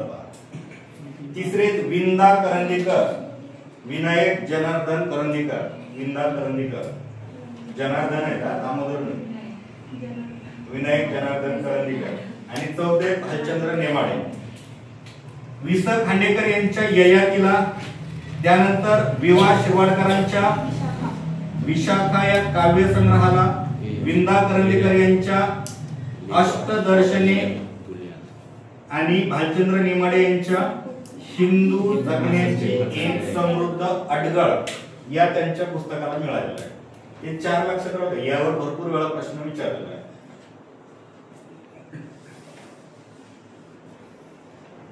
झालं का?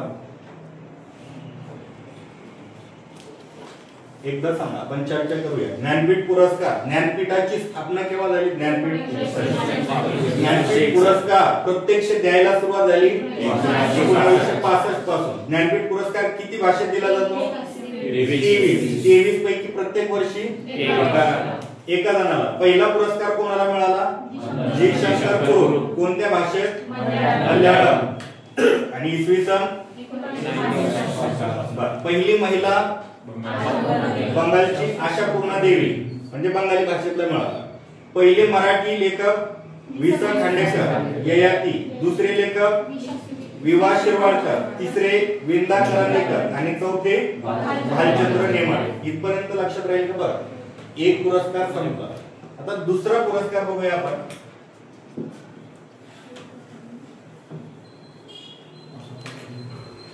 भारत सरकारतर्फे साहित्य क्षेत्रात दिला जाणारा सर्वोत्कृष्ट 2 नंबरचा पुरस्कार, ज्याचं नाव साहित्य अकादमी.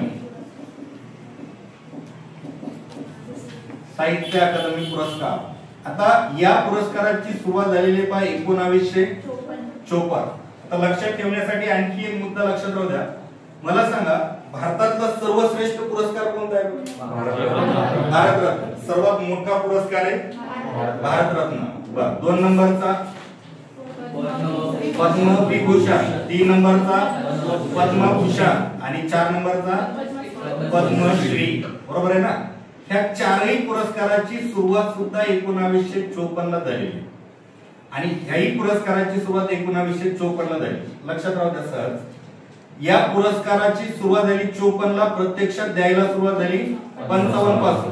आणि हा पुरस्कार भारतीय राज्यघटनेच्या 22+2, एक इंग्रजी आणि एक राजस्थानी भाषा, अशा 2 भाषा मिळून अशा टोटल 24 भाषांमध्ये प्रत्येक वर्षी प्रत्येक भाषेला दिला जातो. हा फक्त 23 पैकी एकाला आणि हा 24 पैकी प्रत्येक भाषेत एकाला, म्हणजे एकूण किती? 24 भाषेला. 24 भाषेमध्ये हा पुरस्कार दिला जातो. ठीक आहे, 24 पैकी 24 भाषेला. आपल्याला फक्त मराठीतला लक्षात ठेवायचं आहे. मराठीतला पहिला कोणाला मिळालेला? 1955 ला. मग तर्कतीर्थ लक्ष्मण शास्त्री जोशी यांना मराठीतला पहिला पुरस्कार मिळाला. एवढं या पुरस्काराबद्दल लक्षात ठेवायचं. तर्कतीर्थ लक्ष्मण शास्त्री जोशी.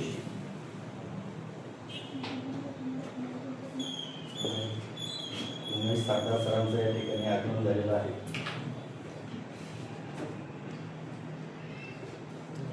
चोवीसावा कोणती सर भाषा आहे? राजस्थानी.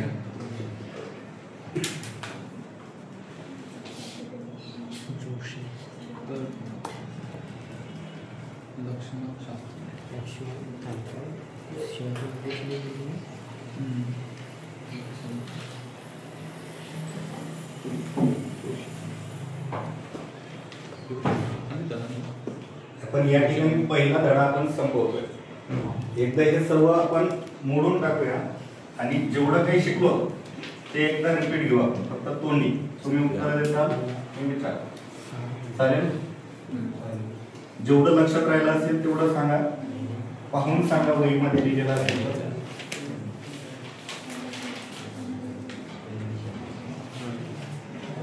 विचार व्यक्त करण्याचे साधन म्हणजे भाषा. भाषेचे प्रकार 2. पहिला प्रकार दुसरा. कोणत्या भाषेचा पडताळा करता येतो? कशामुळे? त्यामध्ये शब्द असतात. कोणत्या भाषेचा पडताळा करता येत नाही? नैसर्गिक. का त्याचा पडताळा करता येत नाही? शब्द नसतात. सर्व बोली भाषा मराठी, हिंदी, इंग्रजी ह्या कोणत्या आहेत? नैसर्गिक आहेत का कृत्रिम? नैसर्गिक, निसर्गात तयार झालेले. असं कुठं तुम्हाला पाहायला भेटणार नाही की मराठी भाषेचा उगम ह्या माणसाने केला किंवा इंग्रजी भाषेचे पिता याला म्हणतात, असं कोणीच नाही. म्हणजे कोणत्याच भाषेची सुरुवात कोणत्या माणसाने नाही केली, निसर्गात तयार झाल्या. ऑटोमॅटिक या सगळ्या भाषा निसर्गात तयार झालेल्या. बरोबर आहे? भारतीय राज्यघटनेच्या कितव्या परिशिष्टामध्ये भाषा आहे? 8व्या परिशिष्टात. किती भाषा आहेत टोटल? 22 भाषा. त्यांना कोणत्या भाषा म्हणायचं? राजभाषा. त्यामध्ये मराठी आहे की नाही? आहे. जगात बोलल्या जाणाऱ्या भाषेपैकी मराठीचा क्रमांक 10वा. भारतात बोलल्या जाणाऱ्या भारतात एकूण किती बोली भाषा आहेत? 1652. बरं, महाराष्ट्रामध्ये बोली भाषा किती येते? 52. कोणत्या भाषेला व्याकरण असते? प्रमाण भाषेला. आणि कोणत्या भाषेला नसते? मातृभाषेला व्याकरण नसते. बरोबर आहे. आपली राष्ट्रीय भाषा कोणती? कोणतीच नाही. फक्त राष्ट्राचा व्यवहार कोणत्या भाषेत चालतो? हिंदी किंवा इंग्रजीमध्ये व्यवहार चालतो 2 भाषेत. पण राष्ट्रभाषा विचारली तर कोणतीही नाही. अभिजात या शब्दाचा शब्दशः अर्थ सुसंस्कृत. अभिजात भाषेचा दर्जा कोण देत असतं? केंद्र सरकारच्या कोणत्या मंत्रालयाअंतर्गत? सांस्कृतिक मंत्रालयाअंतर्गत. बर, एखाद्या भाषेला जर दर्जा मिळाला तर काय फायदे? पैसे मिळतात, है ना? एवढंच लक्षात. हे परीक्षा नाही येणार, हजारो कोटी रुपये पैसे मिळत असतात. बर, त्यानंतर आतापर्यंत किती भाषांना दर्जा मिळाला? 11 भाषा. मराठीला मिळाला का? हो. मराठीला दर्जा मिळवण्यासाठी पहिली कोणती समिती स्थापन केलेली होती?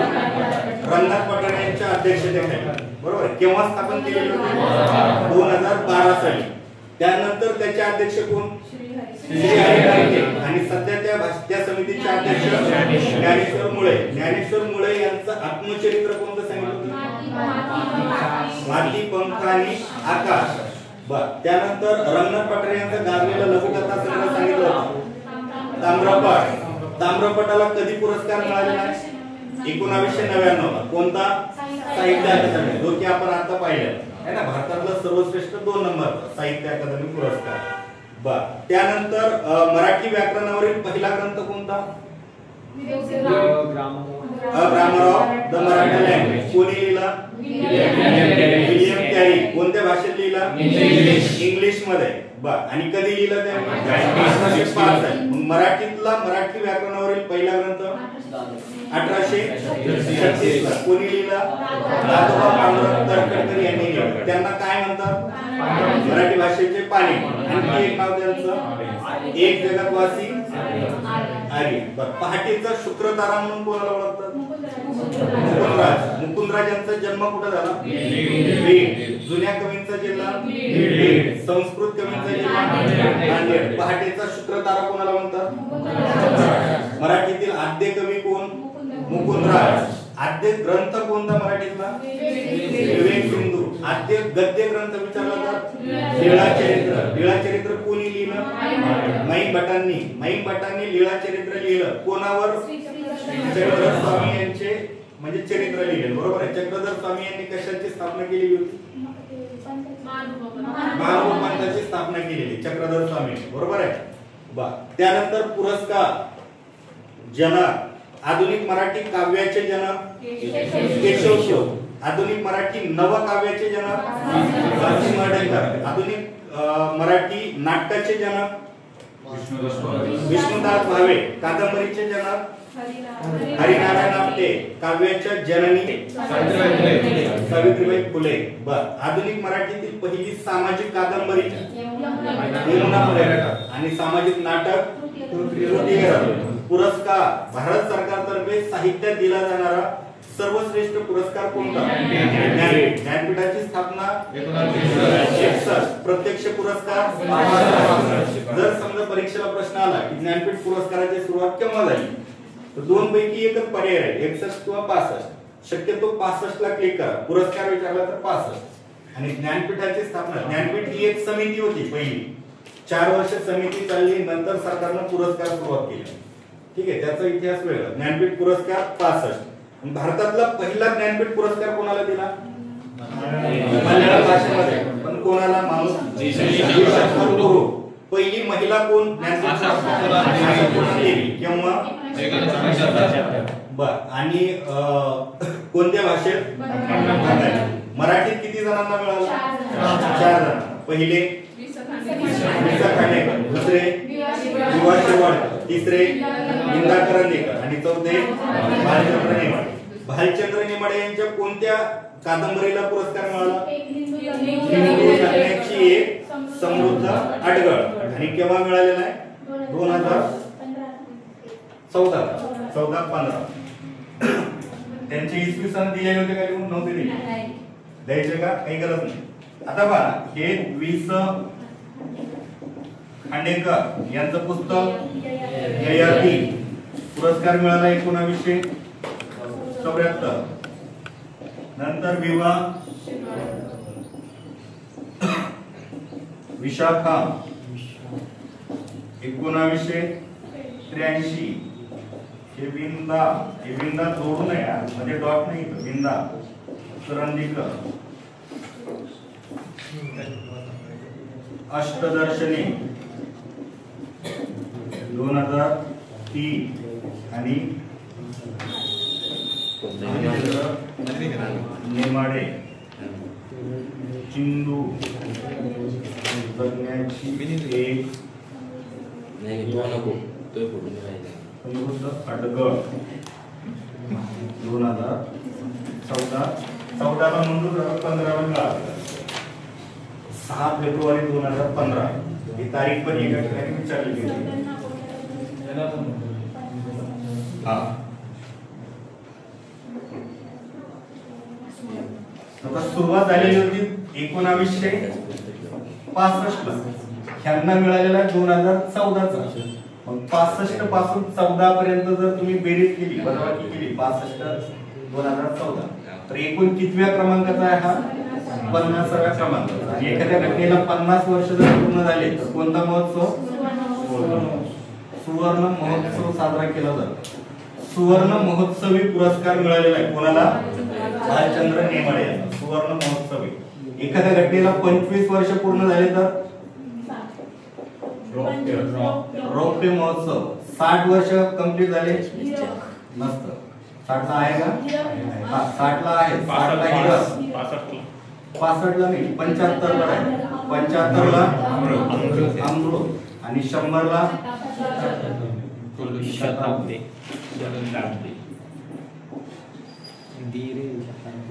अशा प्रकारे 25 वर्ष एखाद्या घटनेला पूर्ण झाले तर रौप्य महोत्सव साजरा करायचा. 50व्या वर्षी सुवर्ण महोत्सव, 60व्या वर्षी हीरक महोत्सव, 75व्या वर्षी अमृत आणि 100व्या वर्षी शताब्दी महोत्सव. मग सध्या याचा 2014 साली भालचंद्र नेमाडे यांना मिळाला कोणता होता सुवर्ण महोत्सव. या ठिकाणी पहिला धडा संपला. दुसऱ्या धड्याकडे पहिला संपवला.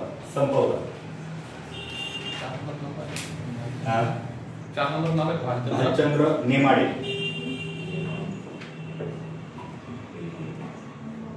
तुम्ही मागचे जर पेपर काढले कुठलाही पेपर काढा कोणत्याही वर्षीचा आपण जेवढी बडबड केली त्यापैकी एक दोन प्रश्न असतातच. प्रत्येक धड्यावर 1-2च येतात त्यापैकी आपण जेवढं घेतलं तेवढ्यावर असतोच.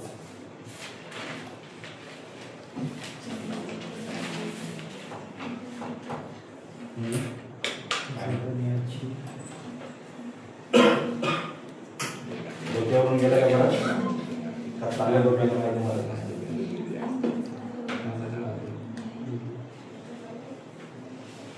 स्पीड कमी करायची सर स्पीड वाढवायची का आपण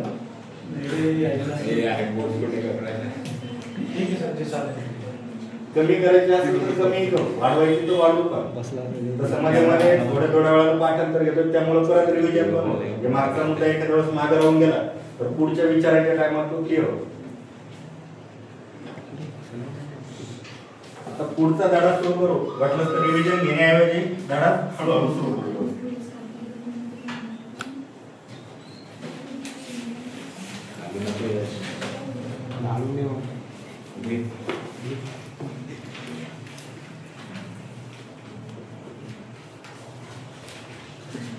सहज प्रश्न विचारतो मी पुढच्या धड्याचे तुम्ही 3 जणांनी उत्तर द्यायची जर का सहज जनरल प्रश्न दुसरा जो आपल्या धडा सुरू करायचा त्याचे ठीक आहे मिळून द्या. येता आले बघा कुठले चुकू द्या. मराठी वर्णमाला जी आहे ना ती त्यात एकूण वर्ण किती आहे टोटल कुठला चुकू द्या वर्ड्स किती आहे. हा वर्ड्स अल्फाबेट इंग्रजीमध्ये अल्फाबेट मराठीमध्ये मुळाक्षर कोणते एकूण किती आकडा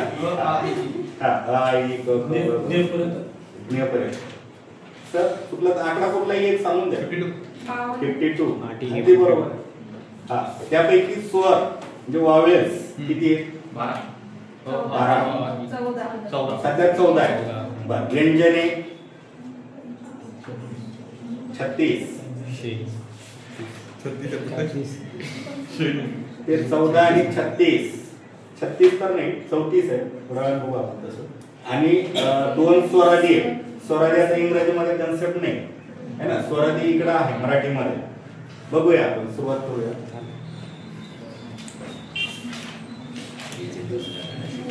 वर्ण बघा, वर्ण या शब्दाचा जर शब्दशः अर्थ पाहिला तर वर्ण म्हणजे काय होतो? रंग.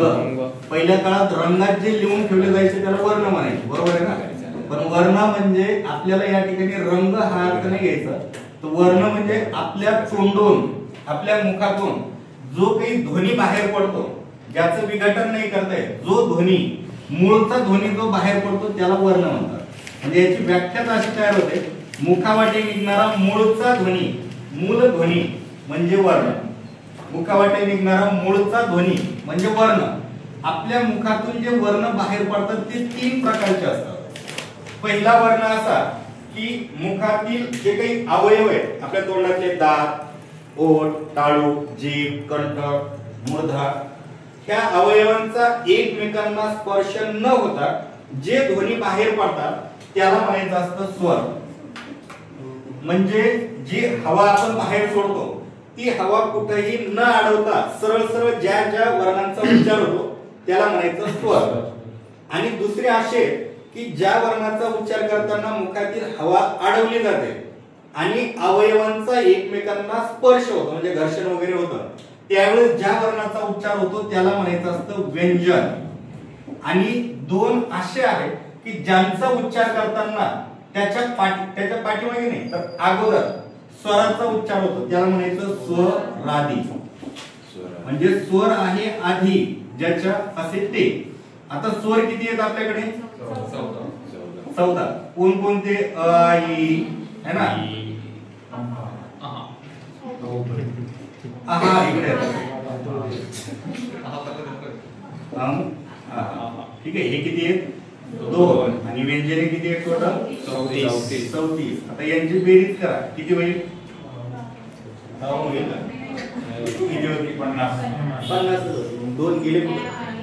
आणि 14 झाले संयुक्त व्यंजन श. राईट. तर हे झाले 14, हे झाले 34, हे झाले 2. आणि संयुक्त व्यंजने जे ह्याच्यामध्ये समाविष्ट होत नाही, हे मूळ नाही म्हणून यांना मूळाक्षरामध्ये घेतलेलं नाही. फक्त नंतर मूळाक्षरात त्याचा समावेश केलेला आहे, श आणि ज्ञ. नंतर समावेश केलेला आहे, हे मूळाक्षर नाही कारण यांची फोड करता येते. कारण यामध्ये क आहे, श आहे है ना.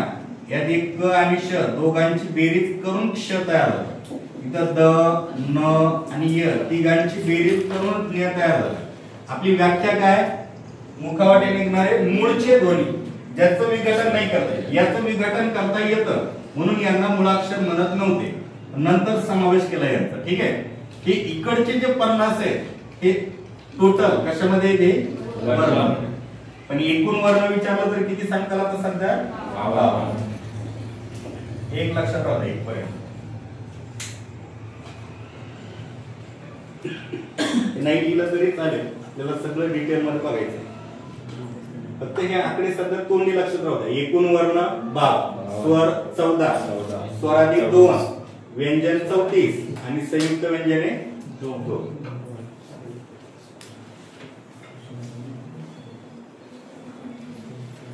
स्वर म्हणजे काय? व्याख्या लक्षात आली का? मुखातील अवयवांचा एकमेकांना स्पर्श न होता ज्या वर्णाचा उच्चार होतो त्याला स्वर म्हणायचं. म्हणजे मुखातील हवा सुद्धा अडवली जात नाही. आता मनात अ, आ, ई म्हणून बघा, हवा अडवली जात नाही, ओठे एकमेकांना चिटकत नाही, कंठही उचलले जात नाही, ते सगळे स्वर. किती आहेत टोटल स्वर? मग त्या स्वरचं दुसरं नाव आहे अच. टोटल किती येते? 14. या 14चं 4 गटामध्ये वर्गीकरण केलं जातं. त्यामध्ये एक आहे ऱ्हस्व स्वर, दुसरा आहे दीर्घ स्वर, तिसरा आहे संयुक्त स्वर आणि चौथा अडॉप. इंग्रजीमध्ये, मराठीमध्ये याला म्हणतात आदर. किती येते टोटल? म्हणजे इंग्रजीतून मराठीमध्ये अडॉप्ट केलेले 2 स्वर आहेत. ठीक आहे, दत्तक घेतलेले, अडॉप्ट म्हणजे दत्तक घेणे, दत्तक घेणे, दत्तक घेतलेले 2 स्वर आहेत. त्यापैकी आता तसं एक तर ऱ्हस्व आहे आणि एक दीर्घ आहे, हे नाही बघितलं तरी चालेल. तसं एक ऱ्हस्व आणि एक दीर्घ, त्यामध्ये एक आहे अ, दुसरा आहे. यावर आला प्रश्न तर प्रश्न असा येईल की ह्या अ आणि अ या दोन इंग्रजी स्वरांचा मराठी वर्णमालेत कोणी समावेश केला, तर त्याचं उत्तर आहे अरविंद मंगरुळकर. अरविंद मंगरुळकर. इथपर्यंत त्या दोघांच्या बाबतीत लक्षात राहू. आता इकडचे बघा, लक्षात आदत किती आहेत? आदत टोटल 2. अ आणि अ त्यांना कोणी आणलं मराठीमध्ये? अरविंद मंगरुळकर. त्यापैकी एक जण ऱ्हस्व आहे, एक जण दीर्घ. आता ऱ्हस्व स्वर, ऱ्हस्व म्हणजे काय बरं? म्हणजे ज्याचा उच्चार करताना कमी कालावधी लागतो त्याला म्हणायचं ऱ्हस्व स्वर. आता कालावधी मोजण्याचं एकक, आपण कालावधी जे मोजतो ना, एखादा अक्षर उच्चारण्यासाठी जास्त वेळ लागला किंवा कमी वेळ लागला, तर अक्षर उच्चारण्यासाठी लागणारं एकक म्हणजे मात्रा असते. मात्रा म्हणजे काय? तर अक्षर उच्चारण्यासाठी लागणारा वेळ. वेळ मोजण्याचं एकक आहे मात्रा. मग कमी वेळ लागत असेल तर त्याला म्हणायचं एक मात्रा, आणि जास्त वेळ लागत असेल तर 2 मात्रा. 3 मात्रा नसते. फक्त एक मात्री, आणि हे दोघ जण 2 मात्रेमध्ये जातात. कमी वेळ लागत असेल तर 1 मात्रा, जास्त वेळ लागत असेल तर 2 मात्रे. आता हे जे ऱ्हस्व स्वर आहे याचं विभाजन करता येत नाही. यांचं तरी विभाजन होतं, कसं होतं नंतर दाखवेल.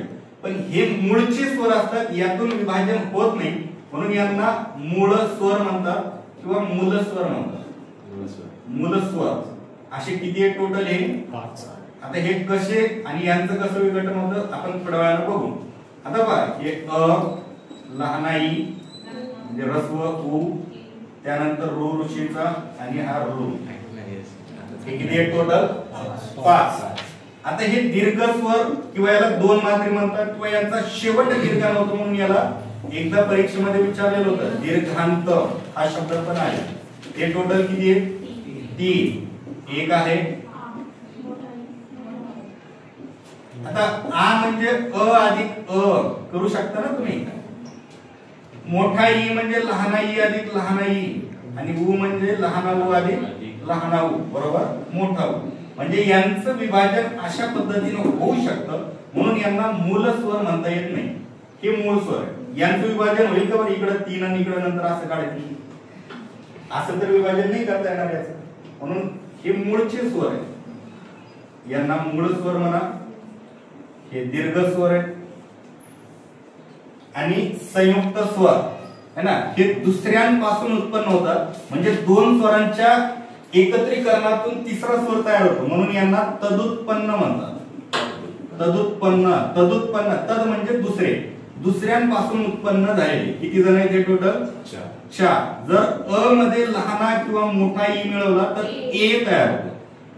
आ मध्ये लहाना किंवा मोठा ई मिळवला तर ऐ तयार होतो. अ मध्ये लहाना किंवा मोठा उ मिळवला तर ओ तयार होतो, आणि आ मध्ये लहाना किंवा मोठा उ मिळवला तर अ तयार होतो. या चौघांना संयुक्त स्वर म्हणायचे. संयुक्त स्वर बघून घ्या, ज्यांना ज्यांना राऊंड केले. हे 5, हे 3 आणि ते 4 आणि 2 आदर, हे टोटल स्वर झाले.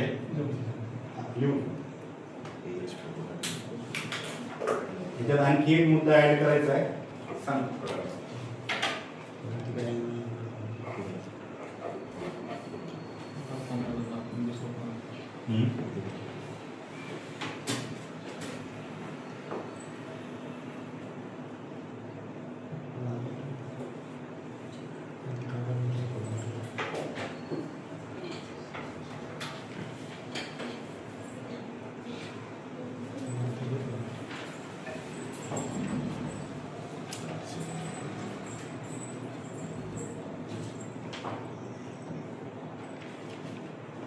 किती वाजले?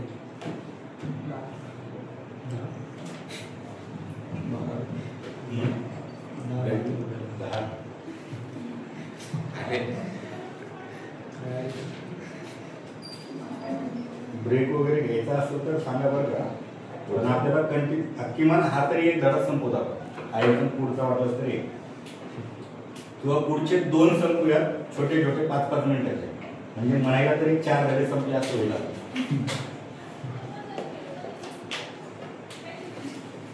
हा धडा कंटिन्यू करू, नंतर ब्रेक, नंतर पुढचे 2.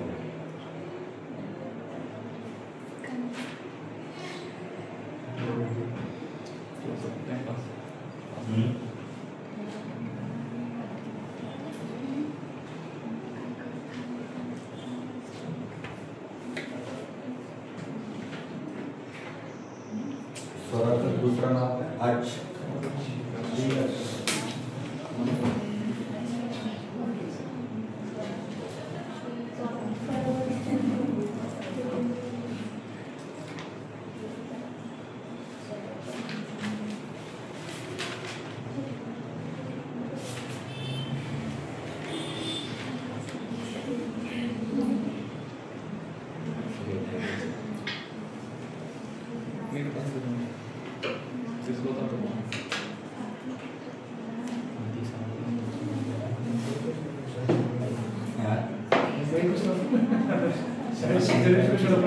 तसं तर यांना माहिती. तुमचा जर 10-20 वर्ष 17-18 त्या जोड्या बघा, त्या 3 जोड्या, यांचा जर उच्चार बघितला तर उच्चार सारखाच आहे. अ आ इ ई उ ऊ उच्चार सारखा आहे. उच्चार सारख्या असलेल्या 3 जोड्या त्यांना म्हणायचं सजातीय स्वर. काय म्हणायचं? सजातीय स्वर. सजातीय स्वराच्या किती जोड्या? 3. ई ई उ ऊ. आणि बाकीचे जर ही अशी जर जोडी आली अ ई किंवा ई रू किंवा रू ऊ किंवा ऊ हा ऊ ई किंवा हा आ ए किंवा ए ई अशा कुठल्याही जोड्या आल्या अशा मागे पुढं, तर ह्यांचे उच्चार वेगवेगळे, बरोबर आहे ना.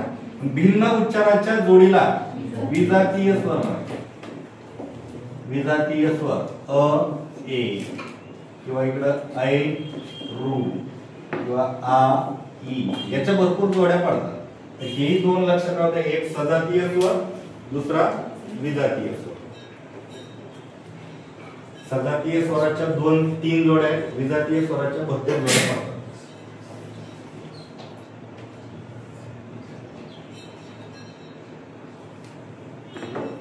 ठीक आहे. तर पुढचा मुद्दा बघा आणखी. स्वर संपले. स्वरादी. स्वरादीची व्याख्याच नावामध्ये स्वर आहे आधी ज्याच्या असे ते म्हणजे स्वरादी. किती आहे स्वरादी टोटल? 2. त्यापैकी एक कोणता? म्हणजे ज्याचा उच्चार नाकातून होतो त्याला म्हणायचं अनुनासिक, आणि एकाचा उच्चार हृदयातून हवा पण बाहेर सोडतो, बरोबर आहे ना, त्याला म्हणायचं विसर्ग.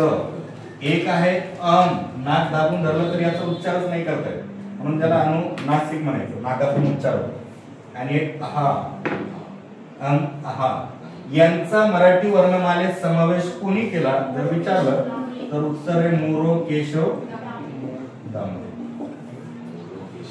मोरो केशव दामले, मोके दामले. जे आपण कृष्णाजी केशव दामले लिहिलं होतं एकदम, त्यांचे सख्खे भाऊ मोरो केशव दामले.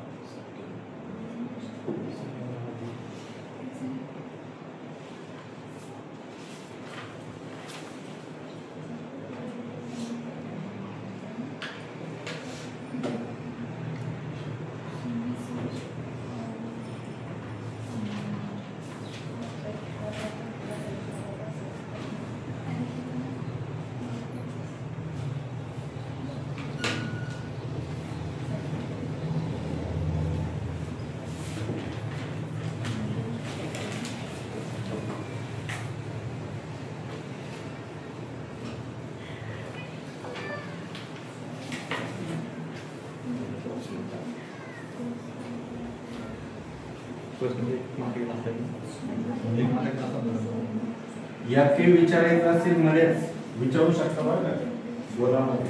समजा एखादा मुद्दा नाही समजला कुठलाही काही विचारू शकता.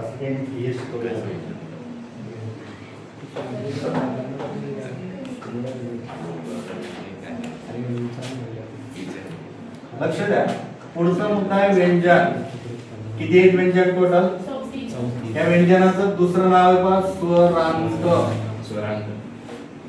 स्वरांत. ह्या स्वरांत आणि या स्वरांत काय फरक आहे बरं? दोन्ही तर सारखेच लिहिले. स्वराचा शेवटी असा अंत हा स्वरांत आणि स्वराचा अंत हे बरोबर आहे. स्वराचा अंत बरोबर आहे ना. अंत म्हणजे शेवट, बरोबर आहे. शेवट आणि स्वरांत आपण जसं म्हणतो दोघांत, म्हणजे दोघांच्या मध्ये इकडे एक स्वर आणि इकडे एक स्वर, दोन स्वरांच्या मध्यभागी म्हणजे हा स्वरांत आणि हे स्वर अंत. अंत म्हणजे शेवटी, म्हणजे ज्याच्या शेवटी स्वर असतो त्याला म्हणायचं स्वरांत. ज्यांच्या शेवटी स्वर त्याला म्हणायचं स्वरांत. आणि हे दुसऱ्यावर अवलंबून आहे, स्वरावर अवलंबून आहे, म्हणून याला पर वर्ण सुद्धा म्हणतात. असे 3 नाव आहेत. किती आहे टोटल? 34. याचे एकूण 5 गटामध्ये वर्गीकरण करतात. त्यामध्ये पहिला गट आहे स्पर्श व्यंजन. आता या स्पर्शाचे परत 3 गट आहेत. एक आहे कठोर, दुसरा मृत्यू, तिसरा अनुनासिक. सध्या लिहू नका बरं का, कारण याचे भरपूर असे हे तयार होतात. त्यामुळे मग अर्धे लिहिले की पुन्हा असं वाटेल अरे एवढं बस ना आपलं सगळं मोडा व्हायचं. एकदा बघा, परत याचे 2 गट. परत याचे 2 गट. यामध्ये एक आहे अल्पप्राण, एक आहे महाप्राण.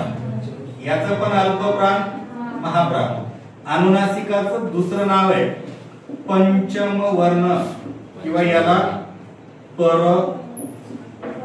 सवर्ण म्हणतात. याला परवर्ण तर याला पर सवर्ण म्हणतात. आता बघा, हे स्पर्श व्यंजने टोटल 25. या 25 चे 5 गटात वर्गीकरण. एक अल्पप्राण, एक महाप्राण, एक अल्पप्राण, एक महाप्राण आणि हे परसवर्ण. आता क चा गट पहा. क, ख, ग, ग आणि हा वामनाचा न. एक गट झाला ना. त्या एका गटातले पहिले जे 2 आहेत हे 2 येतात कठोर मध्ये.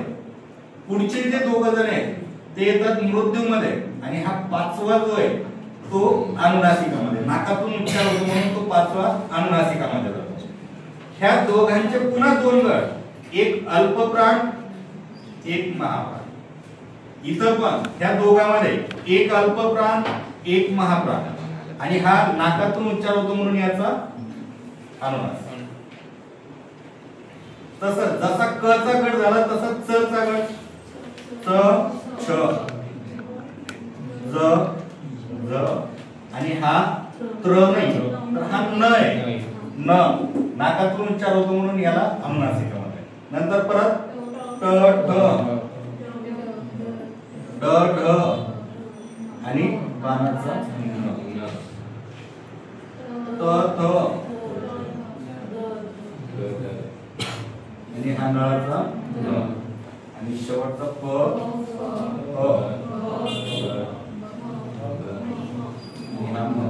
हे 5ही असे की ह्यांचा उच्चार नाकातून होतो. नाक जर दाबून धरलं किंवा नाक नसेल तर उच्चार नाही करतो. नाक दाबून धरून करा उच्चार बघा. त्या 5 जणांचा नाकातून उच्चार, बाकीचे हे इकडं कठोर आणि मृत्यू मध्ये. ठीक आहे. त्यानंतर पुढचा प्रकार आहे अर्धस्वर. यांना अंतस्थ असं सुद्धा म्हणतात. ठीक आहे. अंतस्थ हे टोटल 4 य, र, ल आणि व. हे प्रत्येकाचे पाय मोडलेले आहेत. माझ्याकडून जर राहून गेलं तर लक्षात राहतं. त्यानंतर आहे उष्मे किंवा यालाच घर्षक सुद्धा म्हणतात. घर्षक हे टोटल 3 स, श आणि श. नंतर आहेत महाप्राण. हा महाप्राण एकच आहे तसा, पण हा महाप्राण अशा टोटल 14 व्यंजनांमध्ये आढळतो. महाप्राण युक्त व्यंजने जर विचारले एकूण तर हे टोटल 14 आणि शेवटचा एक आहे स्वतंत्र वर्ण. स्वतंत्र वर्ण एकच आहे कोणता ळ. आणि हे शेवटी आपण जे दोन पाहिले होते संयुक्त व्यंजने हे मुळाक्षरामध्ये येत नाही त्यामुळे यांना संयुक्त वेगळंच टाकू आपण. एक आहे क्ष आणि एक आहे ज्ञ. क्ष म्हणजे त्यामध्ये क आणि श असतं आणि ज्ञ मध्ये ड न आणि य असतं. आणि ह्या दोघांचा मराठी वर्णमालेत कोणी समावेश केला तर त्याचं उत्तर आहे महादेव सबनीस.